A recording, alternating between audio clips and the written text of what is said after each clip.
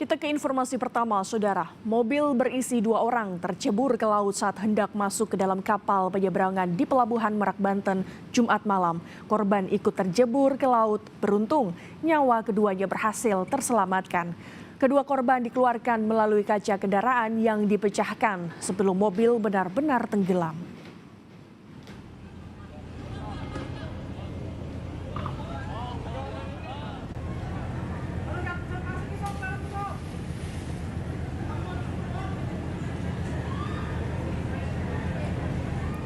Insiden menegangkan ini terjadi pada masa arus libur Nataru di Pelabuhan Merak, Banten, Jumat malam. Video rekaman dari warga mengabadikan penyelamatan dari sejumlah orang yang terjun langsung ke laut saat melihat 2 korban di dalam mobil ikut tenggelam.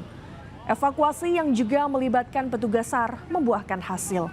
Korban berhasil dievakuasi, namun kepanikan sempat terjadi saat kendaraan yang terus terisi air laut nyaris menenggelamkan seluruh kendaraan. Korban kedua dievakuasi dengan memecahkan kaca bagian belakang.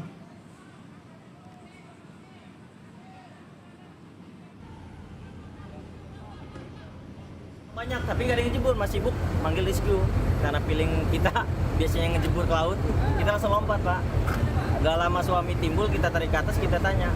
Ada lagi orang di bawah, ada istri saya, tolong. Kita kejar ke bawah, Pak. Karena nggak terlalu dalam sih di sini, Pak. Masih bisa kita, meskipun gelap, istrinya tangan yang masih di mobil kayak gini, kita tarik ke atas. Udah ke atas ya kita bawa ke pinggir. Karena beban istrinya juga gemuk juga. Ada berapa? Ada 2 orang. Pas suami timbul, masih sadar, kita tanya masih ada orang di dalam, masih ada istri. Kita refleks ke dalam langsung, Pak.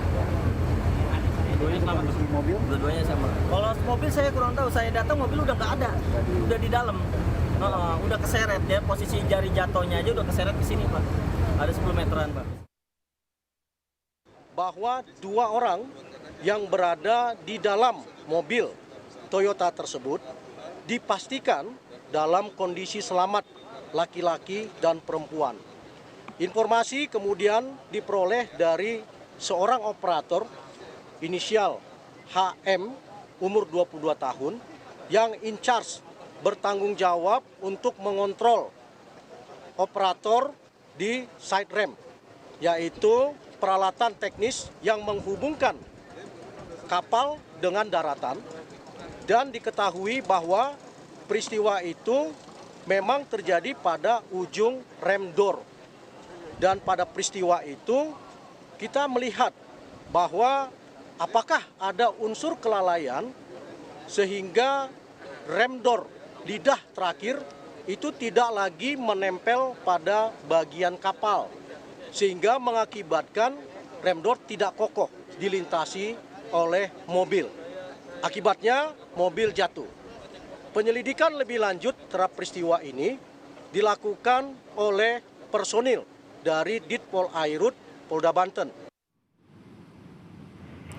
Kedua korban langsung dievakuasi ke Rumah Sakit Cilegon untuk dilakukan tindakan. Saksi di lokasi kejadian sekaligus yang melakukan penyelamatan menyebut insiden terjadi begitu cepat saat mobil tercebur ke laut. Belum banyak orang yang berani terjun ke laut.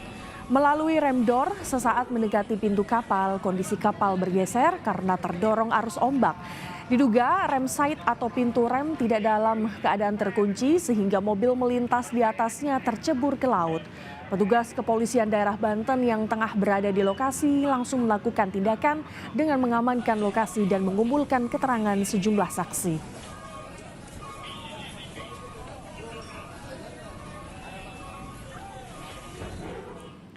Sementara itu, memasuki puncak libur Natal dan Tahun Baru, antrean kendaraan pribadi yang hendak menyeberang ke Pulau Sumatera terlihat di kantung parkir dermaga eksekutif Pelabuhan Merak, Kota Cilegon, Banten. Kendaraan pribadi terpantau masih ramai setelah pelayanan kembali dibuka pasca penundaan aktivitas bongkar muat kapal karena kondisi cuaca yang buruk.